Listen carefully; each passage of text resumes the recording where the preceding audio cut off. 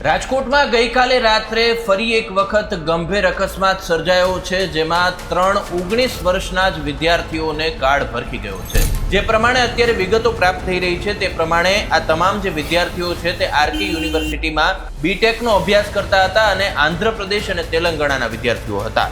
રાજકોટમાં ગઈકાલે રાત્રે ફરી એક વખત ગંભીર અકસ્માત સર્જાયો છે, જેમાં 19 વર્ષના જ વિદ્યાર્થીઓને કાળ ભરખી ગયો છે। જે પ્રમાણે અત્યારે વિગતો મળી રહી છે, ગઈકાલે રાત્રે રાજકોટ ભાવનગર હાઈવે પર એક ઇનોવા કાર બુક કરી અને સેલ્ફ ડ્રાઈવ કરી 12 વિદ્યાર્થીઓ છે તે દીવ ફરવા જતા હતા। તે દરમિયાન રાજકોટ ભાવનગર હાઈવે પર જંગવડ ગામ પાસે ગોલાઈ પાસે સ્પીડમાં કાર જતી હતી, જેના કારણે જે કાર ચાલક છે તેને કાબુ ગુમાવ્યો હતો અને ઇનોવા કાર છે તે પલટી મારી જતા 3 વિદ્યાર્થીઓના છે તે ઘટના સ્થળે જ કમકમાટી ભર્યા મોત નીપજ્યા હતા અને અન્ય 2 વિદ્યાર્થીઓને ગંભીર ઈજાઓ પહોંચી હતી। આ ઉપરાંતના વિદ્યાર્થીઓને પણ નાની મોટી ઈજાઓ પહોંચી હતી। જે પ્રમાણે અત્યારે વિગતો પ્રાપ્ત થઈ રહી છે તે પ્રમાણે આ તમામ જે વિદ્યાર્થીઓ છે તે આરકે યુનિવર્સિટીમાં બીટેકનો અભ્યાસ કરતા હતા અને આંધ્રપ્રદેશ અને તેલંગાણાના વિદ્યાર્થીઓ હતા।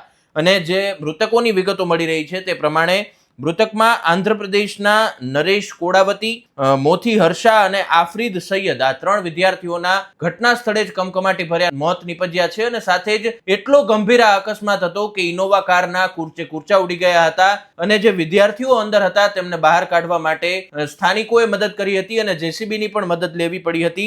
ત્યારબાદ ઘટના સ્થળે આટકોટ પોલીસ સ્ટેશનનો જે કાફલો છે તે પહોંચી ગયો હતો અને જે ઈજાગ્રસ્તો છે તેમને સારવાર માટે મોકલ્યા હતા।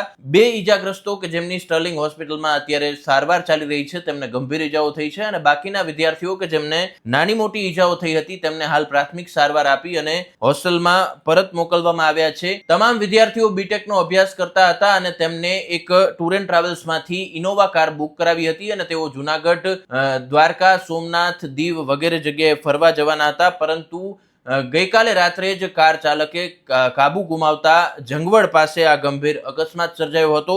સમગ્ર બાબતને લઈ અને રાજકોટ એસપીએ પણ વિગતો આપી છે અને પોલીસ દ્વારા આરકે યુનિવર્સિટી અને જે વિદ્યાર્થીઓ છે તેમના પરિવારજનોને આંધ્રપ્રદેશમાં છે તે અત્યારે જાણ પર કરવામાં આવી છે। નમસ્કાર।